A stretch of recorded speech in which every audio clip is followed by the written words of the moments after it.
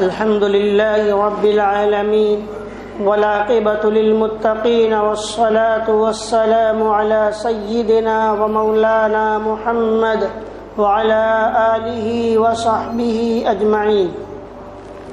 أما بعد فأعوذ بالله من الشيطان الرجيم. بسم الله الرحمن الرحيم.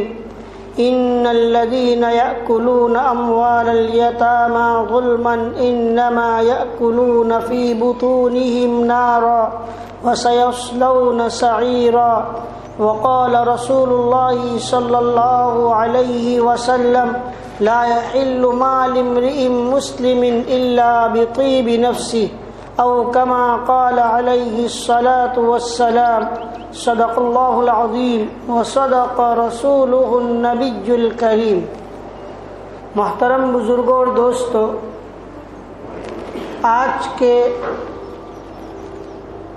اس وقت میں آپ کے سامنے ہماری ایک بہت بڑی کوتاہی کی طرف اشارہ کرنے چاہتا ہوں، اس لیے کہ بہت سے حضرات اس کوتاہی میں اور اس غلطی میں مبتلا ہے، مگر وہ حضرات یہ سمجھتے ہیں کہ ہم گویا بالکل جب نماز پڑھتے ہیں، روزہ رکھتے ہیں، تو اس کے اندر ہمیں آتا ہی نہیں ہے کہ ہم اس کوتاہی اور غفلت میں مبتلا ہے.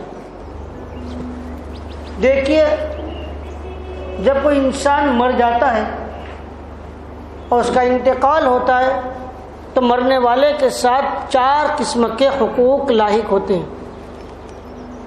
سب سے پہلی چیز یہ ہے کہ اس کے کفن دفن کا خرچہ اس کے مال سے ادا کیا جائے. دوسری چیز، اگر اس نے کوئی قرض چھوڑا ہو تو اس قرض کی ادائیگی، یعنی میت اس دنیا سے چلی گئی، اس کا انتقال ہو گیا اور اس نے کوئی قرض چھوڑ دیا ہے کسی، اس کو ادا کرنا باقی ہے، تو سب سے پہلے ورثاء کے لیے، وارثوں کے لیے ضروری ہے کہ اس کے مال میں سے قرض کو ادا کرے. یہ نہ ہو کہ قرض ادا کرنے میں کوتاہی و غفلت برتے، کیونکہ کتابوں میں لکھا ہے اور حدیث مبارکہ میں بھی ہے کہ جب تک میت کا قرض ادا نہیں ہوتا اس وقت تک اس کو جنت سے روک دیا جاتا ہے. حدیث شریف کا مفہوم ہے کہ اگر کسی نے کوئی قرض کسی سے لیا ہے اور اس کی ادائیگی نہیں ہو پائی اور اس سے پہلے اس کا انتقال ہو گیا، تو جب تک اس کا قرض ادا نہیں ہوگا وہاں تک اس کو روک دیا جائے گا. ایک واقعہ ہے جس سے بھی یہ بات اچھی طرح سمجھ میں آئے گا. حضرت مولانا مفتی محمد سعید صاحب پالنپوری رحمۃ اللہ علیہ، سابق شیخ الحدیث دارالعلوم دیوبند، ہمارے گجرات ہی کے، انہوں نے اپنی کتاب میں تحفۃ العلمئی جو ترمذی شریف کی شرح ہے اس میں ایک بات لکھی ہے. وہ فرماتے کہ ایک مرتبہ میرا دہلی جانے ہوا. دہلی جب گیا میں تو ایک بنیا سے میری ملاقات ہوئی، جس کو وہ لوگ لالا جی بولتے ہیں. ایک لالا جی سے میری ملاقات ہوئی. اس نے آ کر مجھے کہا کہ مولانا صاحب، میں نے ایک سپنا دیکھا ہے جس کی تعبیر مجھے بتائیے. میں نے پوچھا کیا سپنا دیکھا ہے؟ کہا کہ فلاں صاحب جس کا انتقال ہو گیا تو کل رات سپنے میں آئے تھے. میں نے دیکھا کہ وہ ایک جگہ کھڑے ہیں جہاں کوئی تقریب ہے، کوئی شاندار کوئی فنکشن ہے، وہ وہاں باہر کھڑے تھے. اتنے میں پہنچا تو مجھے کہا کہ ارے بھائی، میں تمہارا ہی تو انتظار کر رہا تھا. تو دیکھیے بھائی، ایک تو غیر اور ایمان والا نہیں ہوتا تو اس کو تو موت سے کتنی ڈر لگے گی. مرا ہوا کہتا میں تیرا انتظار کر رہا ہوں، تو اسے وہ آدھے ہی مر گئے. تو کہ اس کا مطلب کیا؟ تو حضرت مفتی سعید صاحب رحمۃ اللہ علیہ فرماتے ہیں، میں نے اس سے پوچھا کیا تمہارا کوئی لین دین اس سے ہوا ہے اور کوئی چیز ان کی تمہارے پاس باقی ہو؟ کہا میں کتابوں کی جلد سازی کرتا ہوں اور وہ میرے پاس کتابیں جلد بنواتے تھے، بہت ساری کتابیں. ابھی اخیر میں بنوائی، انہوں نے پیسے بھی ادا نہیں کیے تھے، اس سے پہلے ان کا انتقال ہو گیا. میں دیوبند گیا، ان کے بچوں کے پاس بھی گیا اور جا کر میں نے کہا بھی کہ بھائی تمہارے ابا نے کتابوں کی جلد بنوائی تھی، اتنے پیسے باقی ہے، مگر کوئی بچے نے مجھے پیسے دیے نہیں. حضرت مفتی سعید صاحب رحمۃ اللہ علیہ فرماتے کہ ٹھہرو. انہوں نے پیسے نکالے کہ بھائی کتنے پیسے؟ کہا کہ اتنے. کہا لو یہ. تو کیوں آپ دے رہے ہو؟ کہا کہ دیکھیے اصل بات یہ ہے جو فنکشن آپ دیکھ رہے تھے تقریب وہ جنت ہے، اور حدیث مبارکہ میں ہے کہ جب کوئی مر جاتا ہے اور اس کا قرض باقی رہتا ہے، جب تک قرض کی ادائیگی نہیں ہوتی وہاں اس کو روک دیا جاتا ہے. تو ان کو جنت میں جانے سے روک دیا گیا ہے جب تک تمہارا قرض ادا نہیں ہوگا. اس لیے آپ لے لیجئے اور ان کو معاف کر دیجیے. انہوں نے پھر ان کو معاف کر دیا، لیا نہیں. خیر مجھے تو یہ بتلانا ہے کہ جو آج عام طور پر بہت آسانی سے ہم قرض لے لیتے ہیں، کبھی دینے کا نام نہیں لیتے، اور سے ہمارے بھائی ہیں وہ اتنا آسانی سے قرض دے لیتے اور دینے میں اتنی ٹال مٹول کرتے جس کی کوئی حد نہیں. یہ عنوان جو ہے اس لیے چاہتا کہ بار بار کہا جائے کہ یہ قرض لینا اور قرض لے کر قرض کی ادائیگی نہ کرنا یہ کوئی آسان چیز نہیں ہے. یہ بہت خطرناک چیز ہے، اور اس کا کل قیامت کے دن جب دینے کا نمبر آئے گا تو بہت مشکل ہوگا. آج تو ایسے ہیں اتنے بہت بھولے بھالے اور اتنے مجبور بن کر آتے ہیں، پھر قرض لے کر جاتے ہیں تو ایسے پلٹ کر جاتے کہ دیکھتے بھی نہیں. ہمارے سب حضرات تاجر حضرات ہیں، بہت سے ایسے بھی جا رہے ہیں جنہیں معلوم ہے. اس لیے قرض کی ادائیگی کا اہتمام پر اللہ تعالی کے رسول صلی اللہ علیہ وسلم نے بہت سختی سے بیان فرمایا. اگر کسی نے قرض لیا اور اس نے ادا کرنے کی ارادہ نہیں ہے، بہت خطرناک گناہ ہے. یہاں پر بھی اگر کوئی انسان مر جائے اور اس نے قرض چھوڑا ہو تو ورثاء کو چاہیے وارثین کو پہلے اپنے مرنے والے مرحوم کے قرض کو ادا کر دے، چاہے اس قرض کی ادائیگی میں سارا مال دے دینا پڑے، کوئی چیز ہاتھ میں نہ آئے، ورنہ بیچارہ وہ مرنے والا بڑا پریشان ہوگا. دو چیز. تیسری چیز کہ اگر اس نے جائز وصیت کی ہے تو اس وصیت میں سے 1/3 مال میں سے اس کی وصیت کو پورا کرنا ضروری ہے. کسی کا انتقال ہوا اور اس نے کہا کہ میری ملکت میں سے فلاں کو اتنا دے دینا، اب اس کے پورے مال میں سے 1/3 مال میں سے ان کی وصیت کو ادا کرنا ضروری ہے. جائز وصیت ہو، مسجد بنانے کی وصیت کی، مسجد میں دینے کی وصیت کی ہو، مدرسے میں دینے کی وصیت کی ہو، کسی جگہ کنواں بنانے کی وصیت کی ہو، کچھ بھی ہو، کوئی بھی وصیت اگر مرنے والے نے کی اور اگر آپ کے پاس وہ وصیت آ گئی اور آپ کو معلوم ہو گیا تو اس کے مال میں 1/3 مال میں سے اس کی وصیت کو پورا کرنا ضروری. اور چوتھی چیز جس کو میں ابھی بتلا رہا تھا کہ جو بہت ہمارے یہاں سنگین گناہ، بہت خطرناک کوتاہی ہوتی ہے، وہ یہ ہے کہ اس کی میراث کی تقسیم. مرنے والے نے مال چھوڑا ہے، صحیح طریقے سے شریعت کے مطابق یا آپس میں بہترین سمجھوتے کے ساتھ تقسیم ہو جائے. آج بڑا اس کا مسئلہ ہے. مرنے والا جب چلا جاتا ہے اور وہ مال کو چھوڑ کر جاتا ہے تو اس کی تقسیم میں بہت زیادہ کوتاہی ہوتی ہے، بہت زیادہ. ہمیں معلوم نہیں، ایک مرنے والا دنیا سے چلا گیا، اس کا مال موجود ہے، اب اس کا مال اگر کوئی کھائے گا، اب اس میں ورثاء کے اندر جو مال موجود ہے جس کو ہم استعمال کرتے، بعض ایسے ہوں گے جو غائب ہوں گے، بعض ایسے ہوں گے جس کو یہ مال ادا کرنے پر یا اس کے استعمال تصرف پر اس کی رضامندی نہ ہو، بعض اس وارثوں کے اندر نابالغ ہوں گے. اس لیے بہت ضروری ہے کہ سب سے پہلے اس کی تقسیم کر دی جائے.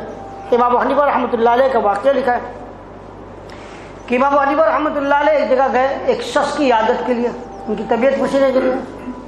عیادت کے بعد ابھی بیٹھے تھے کہ اس کی نزا کی حالت شروع ہو گئی۔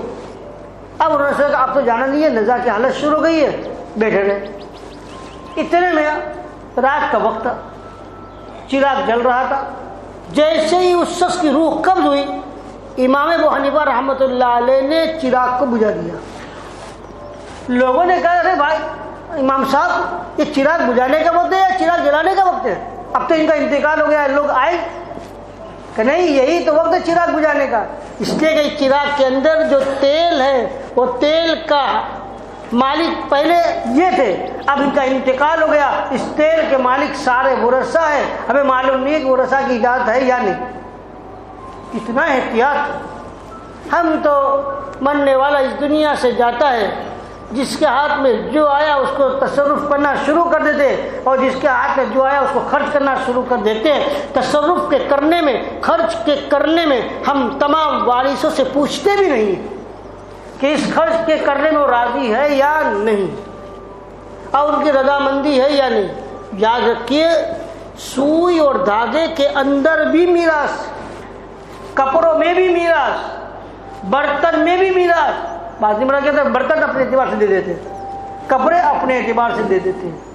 ایک ایک چیز مرنے والے کی اس کے اندر سارے وارثوں کا حق لگ جاتا ہے۔ اس کے اندر تصرف کرنے میں، اس کے خرچ کرنے میں تمام وارثوں کی اجازت کا لینا ضروری، اور اگر سارے وارث اجازت دے دے پھر اس پہ تصرف کر سکتے، ورنہ نہیں۔ یہ بہت اہم مسئلہ ہے، اگر ورنہ تو کسی کی اجازت کے بغیر کوئی مال خرچ کر لیا۔ حدیث مبارکہ میں جو میں نبی آپ کے سامنے پڑھی، نبی کریم صلی اللہ علیہ وسلم کا ارشاد، لا يحل مال امرئ مسلم الا بطیب نفسه، کسی مسلمان کا مال استعمال کرنا جائز نہیں ہے جب تک کہ اس کی رضامندی نہ ہو۔ رضامندی کا ہونا ضروری ہے۔ آج ہوتا کیا ہے، باپ کا انتقال ہو گیا، جس بیٹے کے پاس جو کچھ ہوتا ہے اس پر قابض ہو کے بیٹھ جاتا ہے، یا جو قوی ہوتا ہے اس پر غالب ہو جاتا ہے اور اس کو لے کر بیٹھ جاتا ہے، اور بیچارے دوسرے لوگ اس کو دیکھتے رہ جاتے ہیں۔ ایک چیز کی بھی بغیر اجازت کے تصرف ہوئی یا کسی کا مال ہم نے استعمال کر لیا، کل قیامت کے دن بہت سخت پکڑ ہوگی۔ ایک واقعہ لکھا ہے کتاب میں نے پڑھا، ایک بزرگ فرماتے ہیں، ایک بہت بڑے عالم تھے، بہت بڑے عالم، ان کا انتقال ہو گیا۔ ان کے شاگردوں میں ایک شاگرد نے ان کو خواب میں دیکھا کہ ہمارے استاد محترم گرمی شدید تیز دھوپ میں برہنہ ننگے ادھر سے ادھر ادھر سے ادھر بھاگ رہے۔ ان کے شاگرد نے کہا استاد محترم، آپ تو قرآن پاک کے پرانے تفسیر پڑھانے والے، حدیث پڑھانے والے، اور آپ زہد تقویٰ کے مالک، بڑے عبادت گزار، اور یہ آپ کی حالت کیوں؟ کیا آپ کی عبادت اللہ کے قبول نہیں ہوئی؟ کہا ایسا نہیں ہے، یہ جو تم دیکھ رہے ہو مجھے عذاب کے اندر، وہ ایک سوئی کی وجہ سے ہو رہا ہے۔ کہ سوئی کی وجہ سے کہاں؟ کہ میرے مرنے سے پہلے میرا کپڑا پھٹ گیا تھا، میں نے پڑوس، میرے پاس سوئی نہیں تھی تو میں نے پڑوس سے سوئی منگائی تاکہ میرا کپڑا سی لوں اور اس کو واپس کر دوں گا، اور سوئی منگا کر کپڑے سی کر میں نے رکھ دی، اور اس کو واپس کرنا میں بھول گیا، اس سوئی کی وجہ سے مجھے یہ عذاب ہو رہا ہے۔ سوچو، ایک چھوٹی سی چیز کسی کے آ گئی، اور وہ بھی قصدن ارادتن نہیں کہ واپس نہیں کروں گا، پھر بھی اللہ تبارک و تعالیٰ کی طرف سے اس اللہ کے نیک بندے اور اس عالم کو اتنا عذاب ہو رہا ہے کہ شاگرد صبح اٹھے، فوراً گھر پہ گئے، گھر والوں کو پوچھا کہ بھائی فلاں جگہ پر دیکھو سوئی ہے، دیکھا تو گھر کے آئے تو آپ کو معلوم کہاں ہے؟ انہوں نے بازو میں سے منگائی تھی، ہم نے بھی سوچا کہ واپس کر دیں گے، لوگ آتے جاتے رہ تھے، سوچا کہ آنا جانا بند ہو جائے تو واپس کر دیں گے۔ کل آئیے جلدی، وہ سوئی لے کر بازو میں گئے اور ان کو دے دی، کہا اس سوئی کی وجہ سے اس اللہ والے کو عذاب ہو رہا ہے۔ ان کو میرا افسوس ہوا، رو پڑے اور کہا میں اللہ کے لیے ان کو معاف کرتا ہوں۔ خیر پھر رات کو سو گئے، وہی اللہ والے، وہی عالم صاحب دکھے بہت سر سب سادہ باغات کے اندر حشم و خدم سب کام کر رہے، بہت نوکر چاکر اور بہرے جاری ہے سب کچھ. کہا بھائی تمہارا شکریہ، تم نے جسے سوئی واپس کی. اور انہوں نے جب یہ کہا کہ میں نے ان کو اللہ کے لیے معاف کر دیا، فوراً اللہ تبارک و تعالیٰ میری اس عذاب کو ختم کر دیا. میرے محترم بزرگوں اور دوستو، ذرا سوچیں، ایک سوئی کی وجہ سے اتنا بڑا عذاب. آج ہم اور آپ لوگوں کے مالوں کو لے لیتے ہیں، ہڑپ کر لیتے ہیں، ہضم کر لیتے ہیں اور دینے کا نام نہیں لیتے. کل قیامت میں اگر پکڑ ہو گئی تو کیا عمل، کیا بچ سکتے، کس طرح بچ سکتے؟ میں نے خود ایک واقعہ سنا.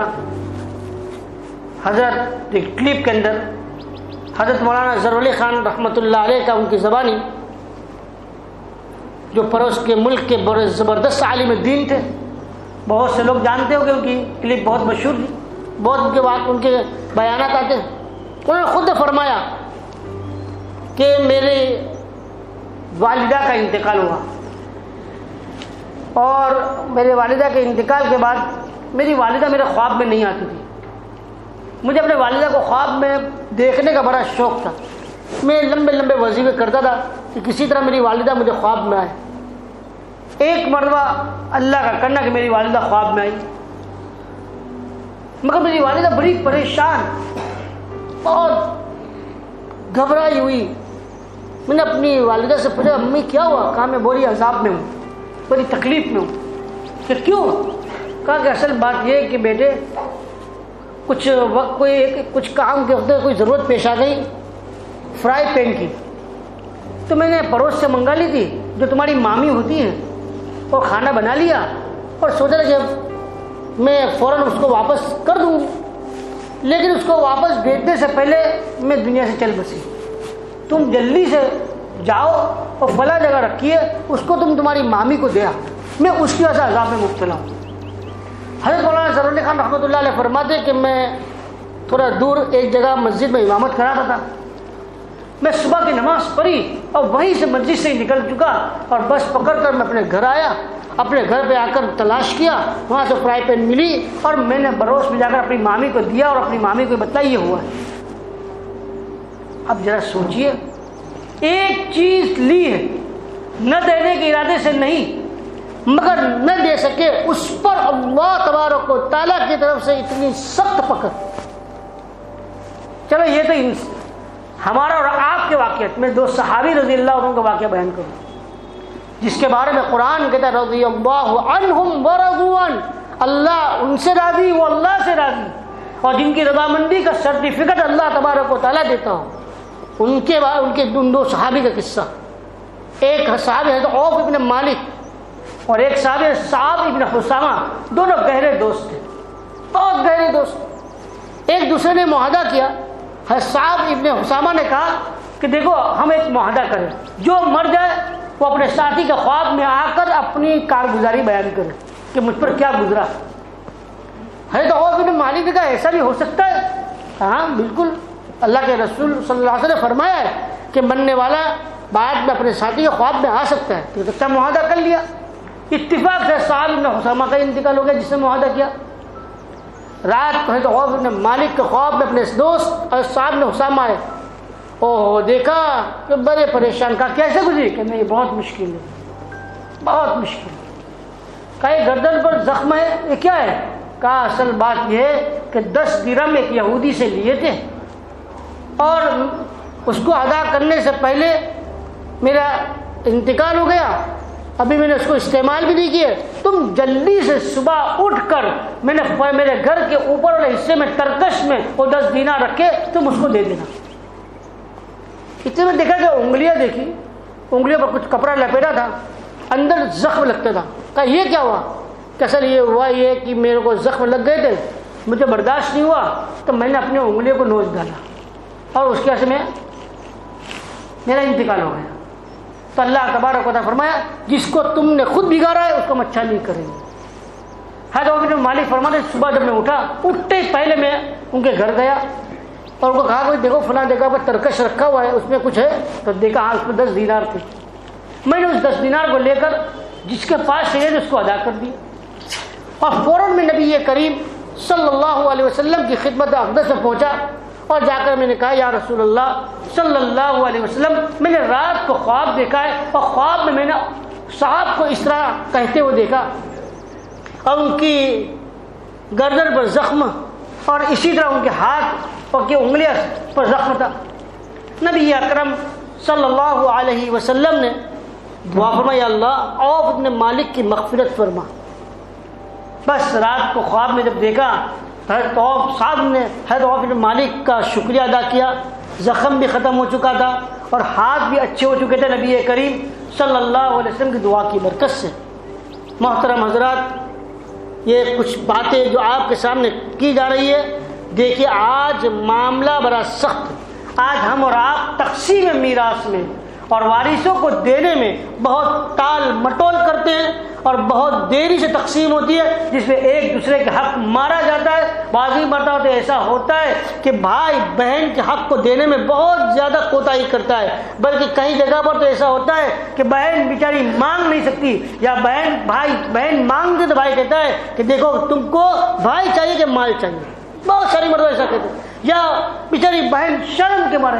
اس لیے ہمیں اور آپ کو چاہیے کہ ہمارے پاس نہ ہمارے بھائی کا نہ ہماری بہن کا ایک روپیہ بھی نہ رہے۔ تقسیم میراث میں جتنا جلدی ہو اتنا جلدی کرنی چاہیے، صحیح طریقے سے تقسیم ہونی چاہیے، کسی کا روپیہ ہمارے پاس نہیں رہنا چاہیے، مکمل طور پر اچھی طریقے سے تقسیم میراث ہونی چاہیے۔ ورنہ اگر ہم نے دنیا میں تقسیم میراث میں اور میراث کو تقسیم کرنے میں ہم نے کوتاہی کی، کل قیامت اگر اس پر پکڑ ہو گئی تو بہت خطرناک ہوگی۔ اللہ تبارک و تعالیٰ مجھے اور آپ کو میراث کی تقسیم کرنے کا صحیح طریقے سے توفیق عطا فرمائے، اور ایک دوسرے کا حق جو ہم پر ہے اس کو صحیح طریقے سے ادا کرنے کی توفیق عطا فرمائے۔ وآخر دعوانا الحمد للہ رب العالمین۔